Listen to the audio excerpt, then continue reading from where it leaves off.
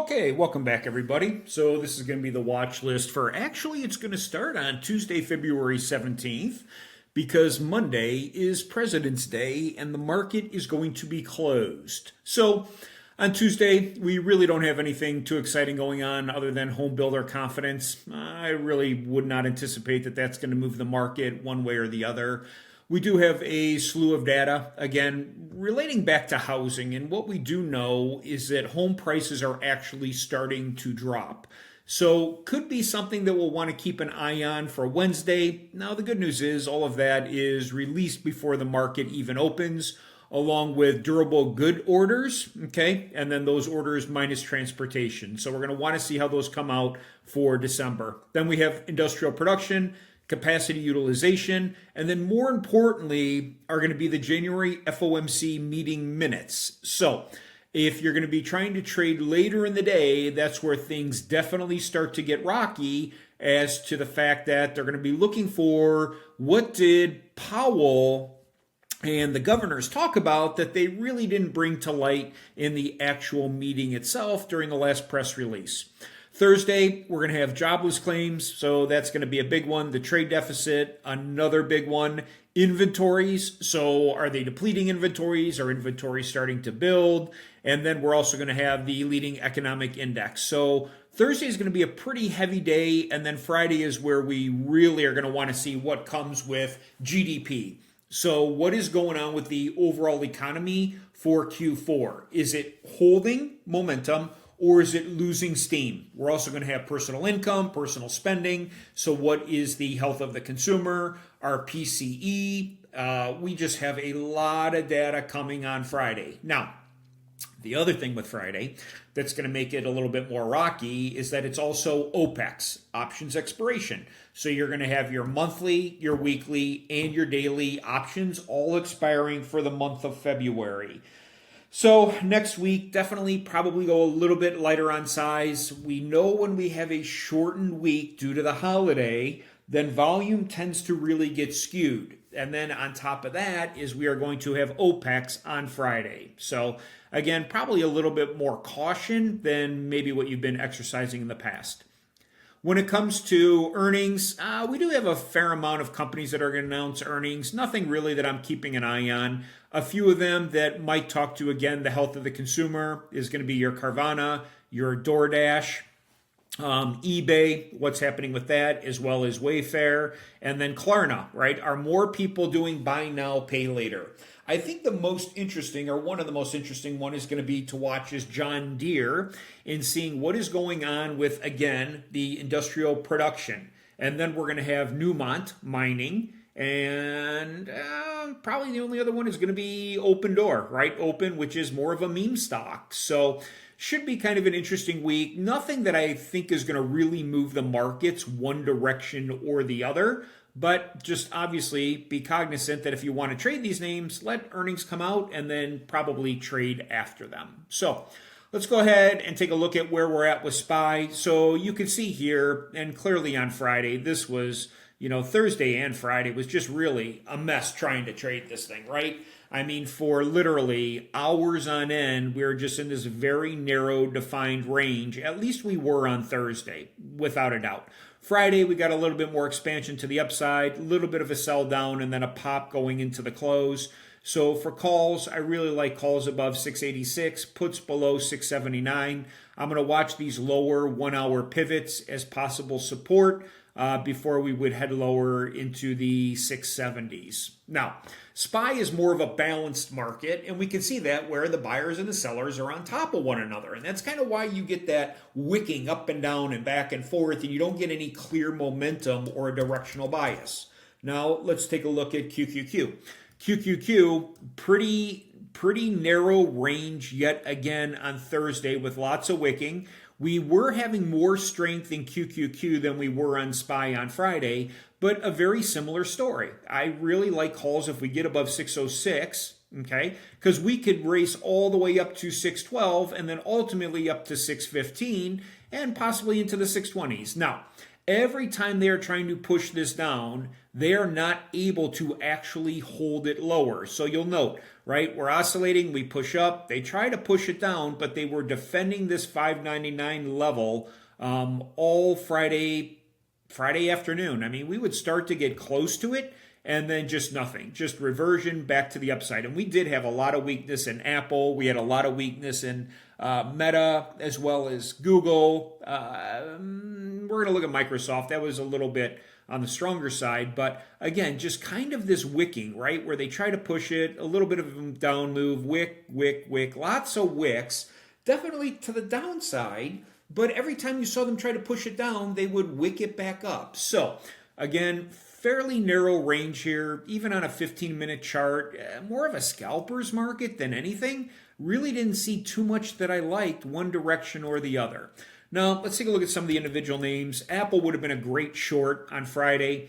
This one, once we lost Thursday's price level of 262, we came all the way down to 255.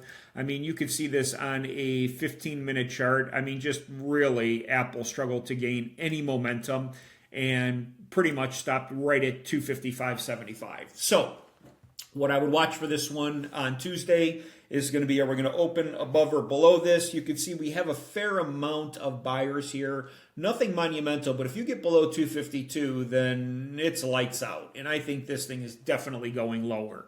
Now, we could also potentially take calls here at 255 with knowing that we probably have a reject up here at about 260. So we could trade back and forth within this range. If we lose it, I would look for us to go to 252, below 252. And this one is one that I'm going to actually want to set an alert on because that's one that I'm going to want to pay high attention to. So when I like to take my puts, yeah, we could take them into demand, but we're constantly going to have buyers trying to push it up, right? But if we could take puts below demand once demand breaks, along with the price level, then it's just where the market starts to free fall. So I'm going to put that alert on Apple. Let's go ahead and take a look at Google, see if we have any good opportunity there. Again, just kind of oscillating back and forth in this very tight range. Lots of buyers, lots of sellers. You know, that's why, again, you're getting all this wick to the up and to the downside. Don't really see a ton that I like here. I will tell you that I think if we could probably, let me check this one on a 4 hour. I don't see anything that, you know, I'm crazy about. I think, right, if you can get above 306 and we're in a fair amount of demand, we could at least go back up to 307, 308. But a $1 or $2 price move on Google, where the bid ask is usually pretty wide, isn't in your best interest, right? So we know that we're going to hit resistance right here on a lower time frame, being a 30-minute. So, right, we could probably push up to this, you know, 307. Your next resistance is going to be right up here at this pivot at 309. And then we'll have another one up here right around 311 and change, okay? So that's what you can use as far as your price levels go, but nothing too sexy. If you get below 303, then I do like that most likely to the downside. Let's take a look at this on a 4 hour, see if we got something similar to an Apple.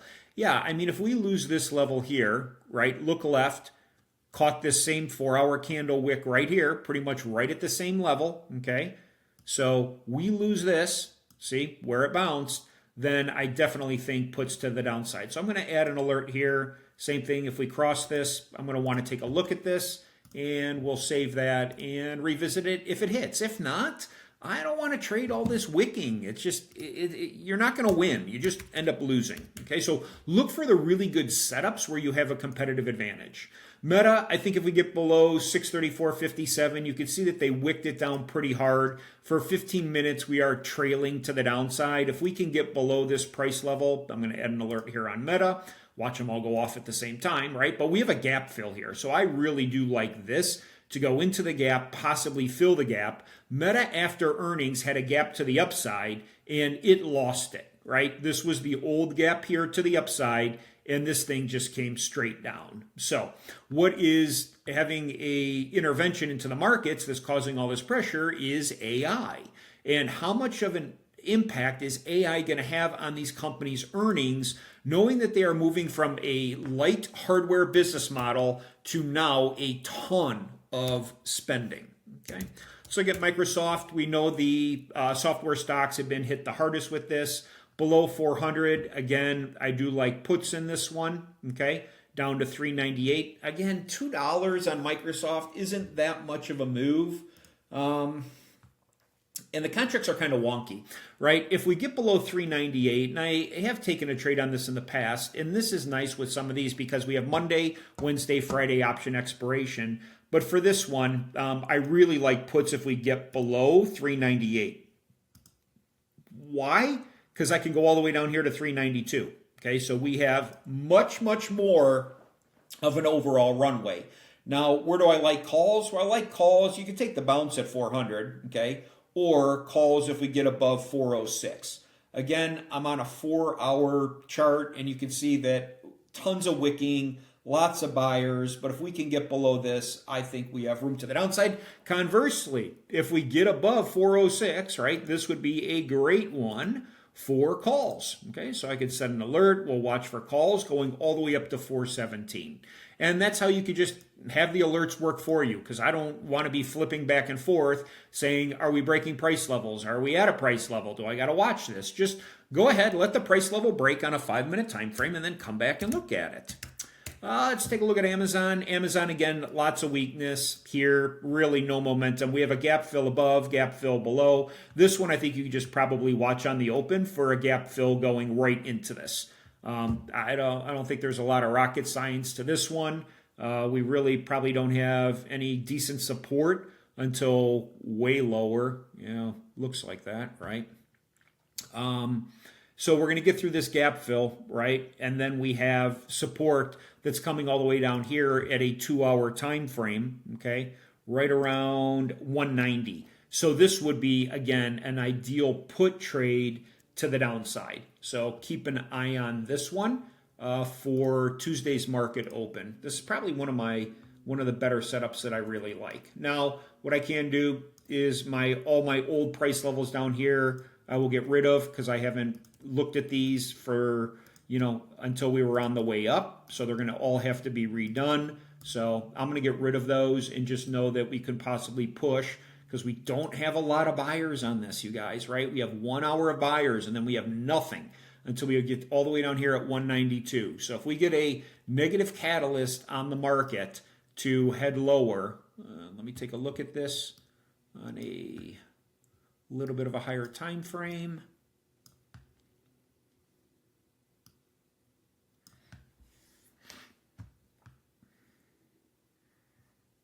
Yeah, we got a 2-hour candle. We probably have a 1-hour candle that's really holding this up, which again is not a ton. You zoom in right here. This is what I want to look at. It's the candle structure. And this is where the 1-hour candle is holding, where it ultimately hit higher. Okay, so these are my price levels. And then, again, we don't have a lot holding this up. This is probably one of my favorite setups, so let's keep an eye on Amazon. Put trade, we could bounce it at the top of the gap fill, but right now the overall market has been relatively weak, so I'm not looking for anything that's going to say, we're going to rocket higher, although who knows what could happen between now and market open on Tuesday. Let's get back to current time, if we could. And again, lots of gaps even up above on this one, but clearly we are basing here on a 4-hour time frame. Okay, so we really want to see at least entering the gap on a 5-minute and holding in the gap for 5 minutes, and then switch over to a 1-minute to actually take your entry. And what I'd like to see is a 5-minute candle close in the gap, 1-minute candle come back up to the top of the gap, and then fail for us to go lower. So that's how I would trade that one. So that's Amazon. Let's look at NVDA. NVDA was a little bit on the weaker side over the last couple days, right? Thursday and Friday, getting a push down from 193 to 181. I do like puts below 181.59, so that's something that I would keep an eye on. You can see here, again, we don't have buyers until we start to get down to 179. Really, 174 is a better level for us to hold, especially on a 4-hour. So I'm going to switch this from a reject to a support. And let's look at it on a 1 hour time frame. Again, we have a nice fair amount of distance that we can fall. So this one, I'm going to go ahead and add an alert on NVIDIA that if we fall below 181, I'd love to take this all the way down to 174 where we got to bounce on this 4 hour here. And these are the A plus trades that we're really looking for. Okay, let's look at AMD. Similar scenario with AMD. If we break, we've been just trending in this channel between 203 and 210. Yeah, you could take puts, calls back and forth. But again, if you lose this level, I'm going to add another alert here on this one. We do have a rising window that could potentially fill on a 1 hour time frame, and then we have a gap fill all the way down here. So if we have really weak momentum in AMD, again, this is very similar to the put trade for Amazon, right? This is what we really want to look for. Got to get above the level to go in calls, up to the gap fill, possibly through the gap fill with a lot of strength. But right now, just let it get out of this range of 210 and 203, okay? Now, if you want to take a possible call trade, right, where we had demand forming and you want to say, well, give me something to shoot between, I would consider taking calls here because we only have 30 minutes of supply, which is really to the weak side, okay? And then again, this is where your actual supply is going to be broken, and then we'll move up here to our next level of supply, which again is only on a 30-minute time frame. So this one, again, same thing. I want to get above the most recent 4 hour candle, above the 4 hour, below the 4 hour. Here's my next 4 hour, and then lights out, right? That's what I would really love to see. Palantir, this one, a ton of, again, relative weakness, just software, government contracts, and everything else. So if we take a look at this one, we can remove this price level here. I really do want to see, can we get back above the most recent 4 hour high, or are we going to break below the most recent 4 hour low? Okay, that's just usually strategy number one, which is going to say this is for 4 hours where the market was trending between. Can we get out of these ranges to go up to the higher level? Okay, so right, for this entire time, for 4 hours, right, the market is just literally stuck in this range. This candle high, candle low. And then again, we can switch, see what it's looking like on the lower time frame. And then ultimately, this is where you're going to want to get into your overall trade. Palantir. Let's look at Tesla. Tesla, this one, wider ranges, very volatile. I mean, let's take a look at this on a daily time frame. I mean, this thing just has wicks all over the place, and it always does. It's just how Tesla trades, right? High volatility. We are in a downtrend. Here's my 4 hour candle, so I would really consider puts if we can get below, not the first 4 hour because we're at 410, but if you can get below 407, I think you definitely have some room down here to 397. Okay, and so I like that much better. If we can get above 424, definitely you can look for calls. Below 410, you might get stopped at 407, but 407 and below, we're going back down into the 390s because there's nothing really holding this up. Let's just confirm with supply and demand. Yep, exactly. I mean, this is what we want, right? Let's add an alert here on Tesla, and I want to come back and take a look at this thing if we should start breaking these levels. Okay, let's take a look just for fun. Bitcoin, we'll see what it's doing. This has been, again, risk off, breaking below my price level of 68. So my next price level on this one is going to be all the way down at 64. Then we get into the 50s. Let's take a look at this on a higher time frame on the 4 hour. Okay, so what I would expect, and the market's closed tomorrow, but this is going to be trading.